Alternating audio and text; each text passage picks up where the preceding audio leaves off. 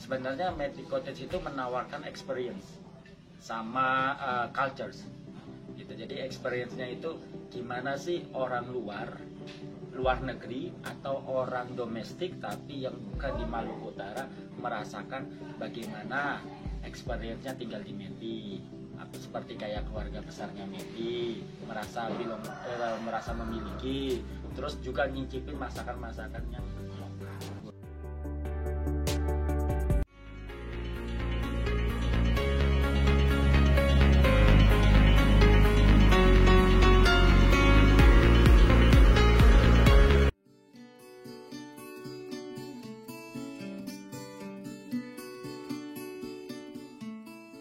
Assalamualaikum warahmatullahi wabarakatuh. Sahabat Datar Media, saat ini kita tengah berada di area parkir di dekat Dermaga Todo Kuiha, Desa Mawea, Kabupaten Halmahera Utara, Maluku Utara.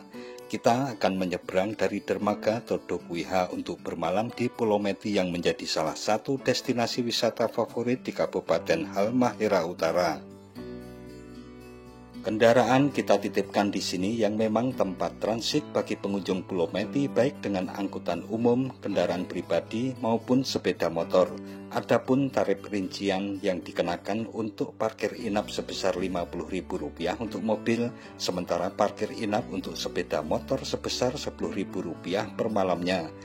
Sedangkan biaya parkir biasa untuk mobil sebesar Rp20.000, sementara sepeda motor sebesar Rp5.000. Dari area parkir ke Dermaga Todo Kuiha sangat dekat sekali, hanya sekitar 50 meter untuk kemudian naik ke perahu yang banyak bersandar dan siap mengantarkan kita ke Pulau Meti.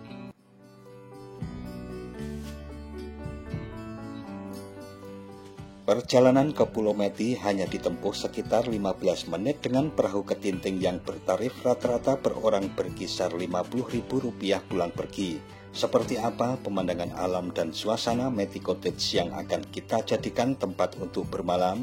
Silahkan subscribe terlebih dahulu sebelum video kita lanjutkan bagi sahabat Datar Media yang belum subscribe.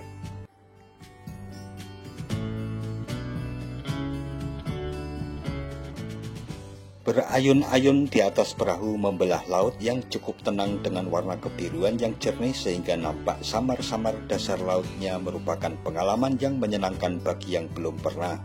Percikan air laut dari cantik perahu dan semilirnya angin serta penampakan pulau-pulau di kejauhan adalah gambaran saat kita meninggalkan Dermaga Todo Kuiha yang syahdu sekali saat matahari mulai tenggelam.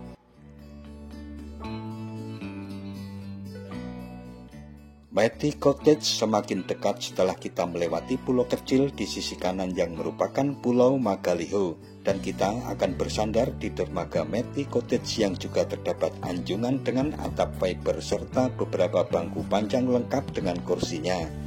Setelah perahu menepi di dermaga, kita kebetulan mendapat sambutan hangat langsung dari pemilik Matic Cottage, yaitu Supriyadi, atau lebih akrab disapa dengan Mas Adi, dengan memberikan welcome drink berupa segelas lemon di tepian dermaga.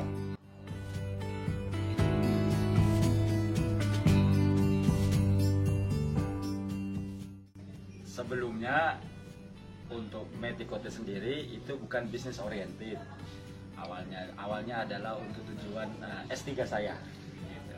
Jadi S3 dulu, jadi S3 itu pengen bikin sesuatu untuk masyarakat, untuk spot lokal community-nya ada, tapi pendanaannya itu melalui usaha, melalui bisnis seperti itu. Jadi biar supaya tidak tergantung sama orang lain, intinya begitu. Jadi biar supaya apapun kegiatannya itu tetap pendanaannya itu kita cari sendiri gitu. Baik. Gitu. Jadi kayaknya mandiri gitu. Mandiri ya. Ya. Kemudian untuk target spot di Pulau Meti ini apakah sudah terpikirkan waktu masih studi di Jerman, Mas Adi?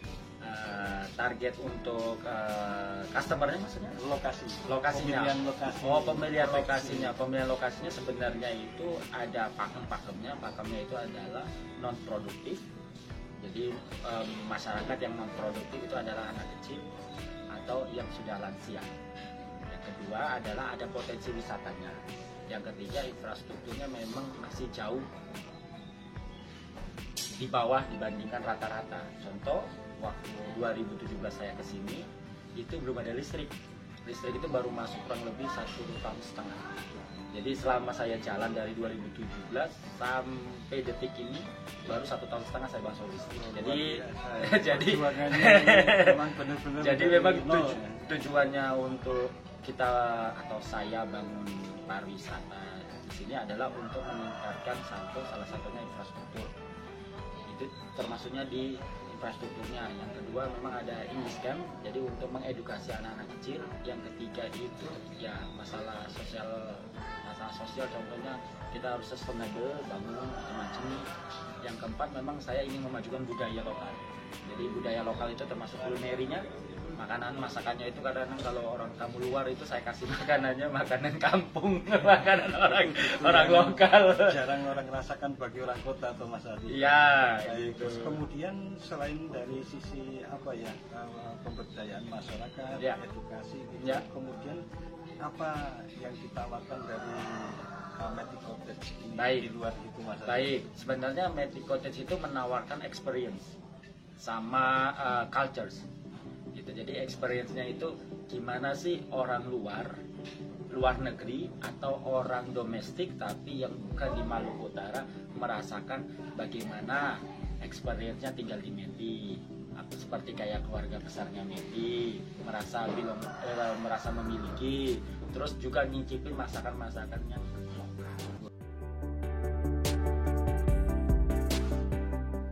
Seakan takut kehilangan momen kehangatan sore hari tatkala cakrawala senja memancarkan rona keemasannya, kita tergerak untuk bergegas meletakkan perbekalan pakaian di kamar yang telah dipesan sebelumnya.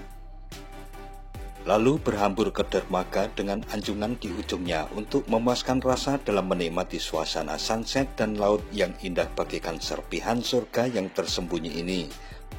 Bak kaca dengan kemilau warna hijau toska hingga kebiruan, nampak jelas aneka jenis ikan dan ubur-ubur yang berenang ke sana kemari di sekitar anjungan seakan begitu bahagia dengan kondisi pantai berpasir putih ini.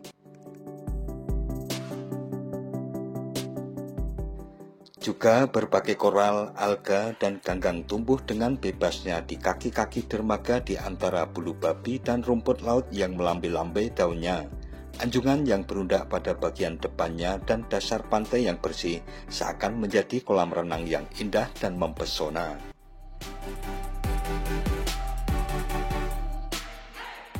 Pengunjung lokal maupun mancanegara saling berbaur menikmati segarnya pantai Meti dan nuansa penuh kehangatan yang harus menunggu hari berikutnya jika terlewati. Momen keceriaan dan kebahagiaan terpancar dari semua wajah para pengunjung yang seakan semua lelah dalam menempuh perjalanan ke Pulau Meti terbayarkan. Setelah puas bermain di pantai, kita bisa segera mandi dengan air tawar di beberapa kamar mandi yang terletak di belakang warung Meti. Tersedia shower dan WC dalam setiap kamar, termasuk gantungan baju yang cukup unik berupa ranting kayu yang menempel di sudut dindingnya. Menurut penuturan dari petugas Matic Cottage, air tawar ini dialirkan dari sumur peninggalan Jepang. Sebagaimana diketahui, Pulau Meti juga menjadi pertahanan tentara Jepang dalam melawan tentara sekutu saat terjadi Perang Dunia Kedua.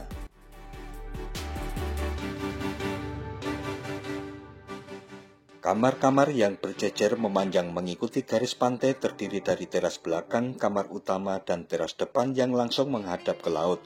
Teras depan dan air laut yang hanya terpisah oleh lantai pondasi yang berfungsi sebagai tanggul menjadikan suara riak gelombang menjadi musik sepanjang malam.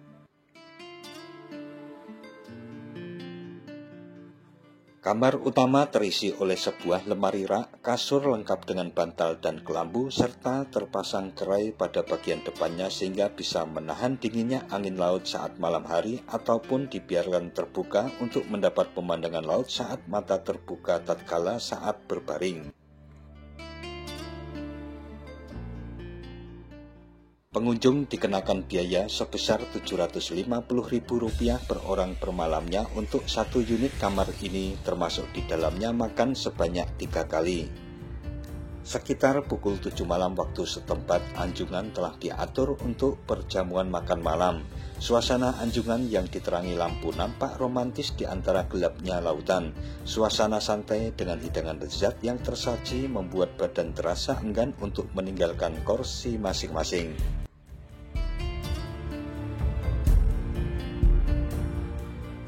Setelah puas bersenda gurau di Anjungan, kita bisa mengisi malam dengan karaoke di bar yang juga menawarkan aneka minuman dan makanan ringan.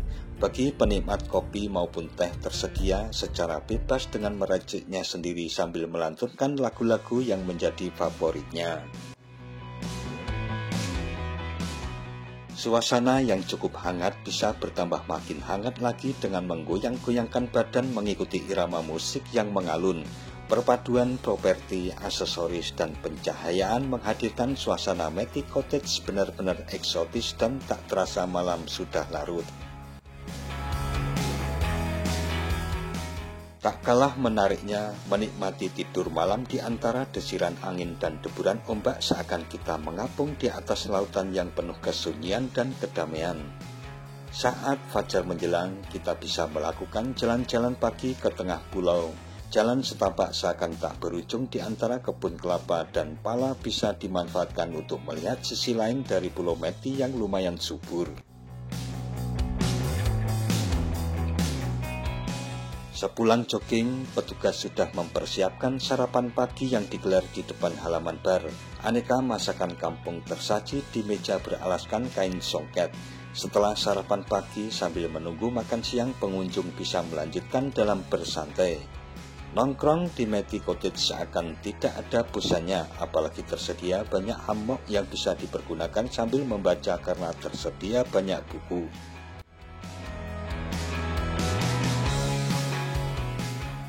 Bagi yang ingin membawa serta anggota keluarga, tersedia juga kamar VIP di ujung paling utara dari Matic Cottage ini. Bangunan yang cukup ini juga menghadap langsung ke laut dan dilengkapi dengan kamar mandi dalam, dapur, ranjang besar lengkap dengan kelambu, serta teras depan untuk menikmati panorama alam. Untuk bisa menggunakan fasilitas private ini, pengunjung dikenakan tarif sebesar Rp950.000 per orang per malamnya. Sebagaimana makan malam, makan siang pun pengelola menyiapkan hidangan di atas Anjungan di dermaga. Suasana pun akan terasa beda karena sambil menyantap hidangan kita bisa melihat lalu lalang perahu yang melintas maupun pemandangan lautan bebas dengan pulau-pulau di kejauhan.